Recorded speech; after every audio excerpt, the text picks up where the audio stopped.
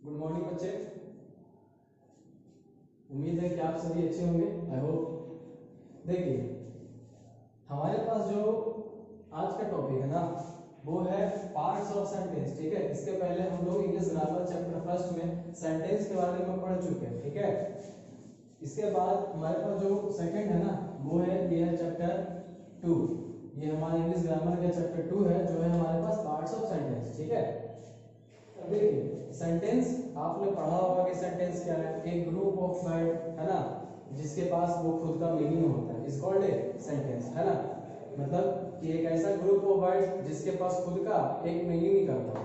लेकिन आज हम पढ़ेंगे पार्ट्स ऑफ सेंटेंस। मींस एक सेंटेंस का कितना पार्ट होता है, मतलब सेंटेंस को कितने पार्ट में डिवाइड कर सकते हैं। देखिए सेंटेंस जब भी हम कुछ लिखते हैं ना, तो जैसे देखिए लिखा ए मैन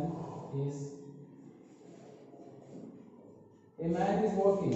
हमने यहाँ लिखा ए मैन इज वॉकिंग, मतलब एक आदमी चल रहा है। ठीक है, तो इसमें दो चीज होता है। फर्स्ट, एक कोई सब्जेक्ट होता है जिसके बारे में हम बात कर रहे हैं। जैसे आप अपनी मम्मी से बात कर रहे होंगे, या आप अपने पापा से बात करते हैं, या फिर अपने दोस्तों से बात करते हैं, भाई बहन एक्सेट्रा एक्सेट्रा। ठीक है, आप किसी इंसान से बात करते हैं, तो बात जब करते हैं ना, तो दो चीज आप करते हैं। सबसे पहले क्या कि आप किसी टॉपिक के बारे में बात करें। जैसे हम आपसे बात कर रहे हैं, तो क्यों बात कर रहे हैं, क्योंकि हमको आपको पढ़ाना है। आप अपने मम्मी से बात करते हो कि मम्मी मुझे खाना चाहिए, तो आप डिमांड करते हैं, क्योंकि आपके पास बात करने का कोई रीजन होता है, कोई टॉपिक जिसके बारे में आप बात करते हैं। ठीक है, आप गए किसी से मिलने के लिए तो ऐसे थोड़ी चले जाते हैं, कुछ बात होता है ना कि हाँ इसके बारे में हमसे आपसे कहना है, तो वो टॉपिक के बारे में बात करते हैं ना। जैसे हमने यहाँ लिखा ए मैन इज वॉकिंग, एक आदमी चल रहा है, तो यहाँ बात हो रहा है देखिए एक इंसान के बारे में कि एक इंसान क्या कर रहा है, वो चल रहा है। देखिए अब आते हैं आप टू द पॉइंट पे। हमारे पास जो है वो पार्ट्स ऑफ सेंटेंस। तो ये सेंटेंस का ना मेनली होता है दो पार्ट। कितना पार्ट, एक होता है सब्जेक्ट और सेकंड क्या होता है, प्रीडिकेट। सब्जेक्ट और प्रीडिकेट। सेंटेंस के कितने पार्ट, दो पार्ट, सब्जेक्ट और प्रीडिकेट। अब सब्जेक्ट क्या होता है, सब्जेक्ट किसी सेंटेंस में वो होता है ना जिसके बारे में हम बात कर रहे हैं। जैसे हमने आपसे कहा कि रोहित कल पटना जाएगा। रोहित कल पटना जाएगा, हमने आपसे ये कहा रोहित कल पटना जाएगा, तो हम किसके बारे में बात कर रहे हैं, कौन पटना जाएगा कल। तो आप कहेंगे सर रोहित पटना जाएगा। तो सेंटेंस में जिसके बारे में हम मेनली बात करते हैं ना, वो हमारा होता है सब्जेक्ट। ठीक है, और सब्जेक्ट के बारे में हम जो कुछ भी बातें कर रहे हैं वो होता है हमारा प्रेडिकेट। आप एग्जांपल से समझिए। जैसे हमने यहाँ लिखा ए मैन इज वॉकिंग, क्या लिखा, ए मैन इज वॉकिंग। यहाँ देखिए यहाँ क्या बातें हो रही है, एक इंसान चल रहा है, तो कौन चल रहा है, किसके बारे में बात हो रहा है कि वो चल रहा है। तो आप कहेंगे सर ये मैन, ये ना चल रहा है, हम इसके बारे में बात कर रहे हैं ना कि ये चल रहा है। तो जिसके बारे में बात करते हैं वो क्या है हमारा, ये सब्जेक्ट है। ठीक है ना, और इसके बारे में, इस इंसान के बारे में क्या बात हो रहा है, ये क्या कर रहा है, तो ये चल रहा है ना। तो इसके बारे में जो भी बातें हो रही हैं वो हमारा क्या है, प्रेडिकेट है।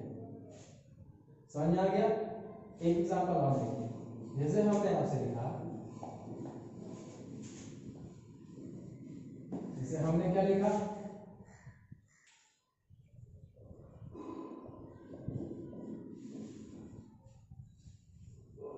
हमने यहाँ लिखा Rohit is dancing, Rohit dance कर रहा है। ठीक है, तो अब इसमें आपसे पूछा ये जाएगा कि हम किसके बारे में बात कर रहे हैं इस सेंटेंस में। रोहित डांस कर रहा है, हम किसके बारे में बात कर रहे हैं, कौन डांस कर रहा है। तो आप कहेंगे सर रोहित डांस कर रहा है, तो हम रोहित के बारे में बात कर रहे हैं ना, है कि नहीं। जैसे तो ये रोहित हमारा क्या हो गया, ये हमारा सब्जेक्ट है। अब हम तो रोहित के बारे में क्या बात कर रहे हैं, रोहित क्या कर रहा है, तो रोहित डांस कर रहा है। तो रोहित के बारे में जो भी बातें हो रही हैं वो हमारा क्या है, प्रेडिकेट। समझ आया।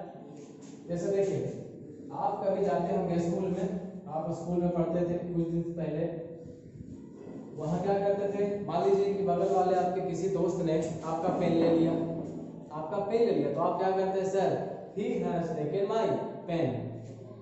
क्या कहते हैं? he has taken my, मेरा पेन ये ले लिया सर, आप कहते हैं सर से, ठीक है। तो आप किसके बारे में बता रहे हैं? कौन आपका पेन ले लिया? तो आप कहेंगे ना ये ले लिया। तो आप जिसके बारे में बात कर रहे हैं, किसके बारे में बात कर रहे हैं? कौन पेन ले लिया? तो ये ही ले लिया ना पेन। तो ही हमारा क्या है? सब्जेक्ट है। और हैज टेकन माय पेन, ये क्या हो गया? प्रेडिकेट, ये वाला, ठीक है ना। देखिए अब कुछ अगर यहां तक आप सभी को समझ में आ गया होगा तो आप सभी के लिए कुछ सेंटेंस एग्जांपल के तौर पे देने से पहले आप सभी को एक एग्जांपल और ले लीजिए। जैसे यहाँ लिखा, मान लीजिए Rohit is going to Patna, मतलब रोहित कहाँ जा रहा है? पटना। रोहित पटना जा रहा है। अब आपसे ये सवाल है ना कि कौन किसके बारे में बात हो रहा है? इस सेंटेंस में हम किसके बारे में बात कर रहे हैं स्पेसिफिकली? कौन पटना जा रहा है? तो आप कहेंगे सर रोहित पटना जा रहा है, यही जा रहा है ना, हम इसी के बारे में बात कर रहे हैं ना। तो जिसके बारे में बात करते हैं वो क्या होता है? सब्जेक्ट। और इसके बारे में जो भी बातें हो रही हैं, ये क्या कर रहा है? कहाँ जा रहा है? तो पटना जा रहा है। तो ये बात क्या हो गया? हमारा प्रेडिकेट हो गया। आई होप आप सभी को समझ में आ गया होगा। जब भी यहाँ से कुछ पढ़ाया जाए ना तो आप वीडियो को पॉज करके उसको अपने फेयर कॉपी में नोट्स भी जैसा बनाते चलिए, एग्जाम्पल के साथ आप अपने फेयर कॉपी में इस चीज को नोट करते चलिए, ताकि जब फ्यूचर में आपको दोबारा जब रिवाइज करने का इसको जरूरत पड़े तो टाइम नहीं लगे, ठीक है। आप फेयर कॉपी पर देखिए और बनाइए। आई होप आप सभी को यहाँ तक समझ में आ गया होगा। चलिए आगे बढ़ते हैं। अब देखिए सब्जेक्ट और प्रेडिकेट आपने एग्जांपल के थ्रू समझा, ठीक है। अब सब्जेक्ट के बारे में डेफिनेशन, प्रेडिकेट क्या होता है डेफिनेशन, इसके बारे में कुछ लिखा होगा, समझिए। The naming part is called subject. किसी भी सेंटेंस में जिसके बारे में बात करते हैं, जो नेमिंग पार्ट होता है वो हमारा क्या होता है? सब्जेक्ट होता है, ठीक है। It can be a noun और ए प्रोनाउन। जो हमारा सब्जेक्ट है ना वो या तो नाउन होगा या तो प्रोनाउन होगा, कुछ भी हो सकता है। जैसे हम यहाँ एग्जांपल लिखे, रोहित इज डांसिंग, और यहाँ क्या है? He is dancing. Rohit is dancing और ही इज डांसिंग। यहाँ क्या है? रोहित डांस कर रहा है। कौन डांस कर रहा है? रोहित, ठीक है। ये नेमिंग पार्ट है रोहित। रोहित एक नाम है ना, ये रोहित हमारा क्या हो गया? सब्जेक्ट हो गया, ठीक है। लेकिन यहाँ पे देखिएगा ना तो यहाँ किसी का नाम लिखा नहीं है। जैसे हमने कहा कि उसने मुझे डिस्टर्ब कर दिया। किसने? उसने। क्या हम उसका नाम लिए? नहीं, बस हम क्या किए? उसको। ये लड़का, जैसे आप अभी कुछ देर पहले एग्जांपल दिया कि सर इसने मेरा पेन ले लिया, अभी एग्जांपल दिए थे ना, किसने मेरा पेन ले लिया। तो अब क्या कहते हैं? आप किसके बारे में बता रहे हैं? आप अपने बगल वाले बच्चे का नाम बताएं क्या? नहीं ना बताए, बस इशारे में बोले कि सर इसने मेरा पेन ले लिया। तो इसने मतलब ही, तो वो तो प्रोनाउन है ना, तो प्रोनाउन ही इज डांसिंग, ठीक है। यहाँ पर हमने क्या किया? ही को यूज किया, ये हमारा क्या है? प्रोनाउन, ठीक है। तो सब्जेक्ट, तो हमारा जो ये सब्जेक्ट जो है वो या तो नाउन हो सकता है या फिर प्रोनाउन। ये देखो रोहित हमारा नाउन है और ही हमारा प्रोनाउन है। तो सब्जेक्ट पार्ट जो होता है वो हमारा नाउन और प्रोनाउन दोनों हो सकता है, ठीक है। अब देखिए यहाँ लिखा प्रेडिकेट के बारे में, action part is called predicate. जो भी काम हो रहा है वो क्या होता है? प्रेडिकेट कहते हैं उसको, ठीक है। जो भी काम सेंटेंस में हो रहा हो, जैसे रोहित इज डांसिंग, यहाँ रोहित तो सब्जेक्ट हो गया। कौन सा काम हो रहा है यहाँ पे? डांसिंग, डांस करने का होगा, तो ये हमारा प्रेडिकेट हो गया, ठीक है। इज डांसिंग हमारा प्रेडिकेट हो गया। सेकंड क्या लिखा? It always has a verb. अब देखिए जब काम हो रहा है तो वर्ब तो होगा ही ना, क्योंकि वर्ब का मतलब ही होता है काम होना। जो भी वर्ड जिसमें कुछ काम हो रहा है उसको हम वर्ब कहते हैं। तो काम हो रहा है तो ऑटोमेटिकली वर्ब होगा ही। ये डांसिंग हमारा वर्ब है। जैसे हमने यहाँ लिखा शी इज स्लीपिंग, हमने यहाँ क्या लिखा? शी इज स्लीपिंग, वह सो रही है। तो शी हमारा क्या है? प्रोनाउन है और हमारा सब्जेक्ट भी है। ठीक है, और ये क्या कर रही है, तो सो रही है। तो सोना हमारा क्या हो गया, ये हमारा प्रेडिकेट है, लेकिन स्लीपिंग एक सोना एक काम है, तो काम में तो ये वर्ब भी है ना। तो ये बात ध्यान दीजिएगा कि सब्जेक्ट नाउन और प्रोनाउन, नाउन या प्रोनाउन दोनों हो सकता है, और प्रीडिकेट जो होता है वो हमारा वो एक्शन पार्ट होता है, और इसमें हमेशा एक वर्ब होगा ही होगा, वर्ब हमेशा होना है। अगर प्रेडिकेट में वर्ब नहीं है मतलब वो गलत है, बिना वर्ब के प्रेडिकेट नहीं होता, ठीक है।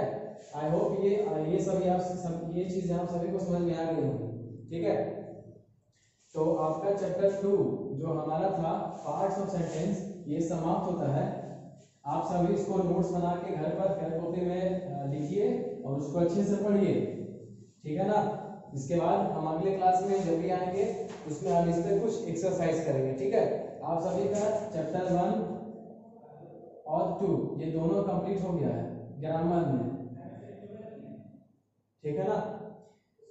आप सभी इस दोनों चैप्टर को पढ़िए, और नेक्स्ट क्लास में जब हम भी आएंगे तो उसमें हम क्या करेंगे, कुछ एक्सरसाइज करेंगे, ठीक है ना।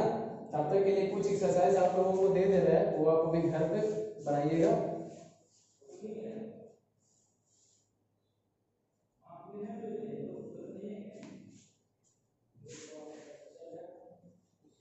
नोट कीजिए homework. Choose the subject and predicate in the following sentence, ठीक है। Choose the subject and predicate in the following sentence, ठीक है ना। ये सारे सेंटेंस को सेंटेंस 1 2 3 4 और 5, ये सारे सेंटेंस में आप सभी को क्या क्या चुनना है, सब्जेक्ट और प्रेडिकेट। आपको बताना है कि सब्जेक्ट और प्रेडिकेट क्या है। जैसे एग्जांपल में एक सेंटेंस बता दे रहे हैं, जैसे मान लीजिए कि सेंटेंस नंबर 1, तो इसमें Rohit is going to school, तो इसमें नेमिंग पार्ट कौन सा है, रोहित है ना। तो रोहित हमारा सब्जेक्ट हो गया। हम किसके बारे में बात कर रहे हैं, कौन स्कूल जा रहा है, रोहित जा रहा है ना, तो रोहित हमारा सब्जेक्ट हो गया। और रोहित क्या कर रहा है, गोइंग टू स्कूल, तो ये पूरा हमारा बन गया, पूरा इसके बाद का क्या बन गया, प्रेडिकेट बन गया, ठीक है ना। तो इसी तरह से आप सभी इस पांचों सेंटेंस को कर कर लाएंगे, ठीक है। आप अपने पेरेंट्स के साथ इसको शेयर कीजिए। और एक रिक्वेस्ट है पेरेंट्स से भी कि क्लास 2 के बच्चे काफी छोटे होते हैं, तो उन लोगों को करने में प्रॉब्लम होता है वीडियो के थ्रू, ठीक है। तो आप उन सभी पेरेंट्स से एक रिक्वेस्ट है कि आप अपने बच्चे को थोड़ा फोकस कीजिए और उनके साथ बैठ करके बच्चे को होमवर्क कंप्लीट करवाइए, ठीक है। तब तक के लिए थैंक यू, मिलते हैं नेक्स्ट क्लास में, बाय।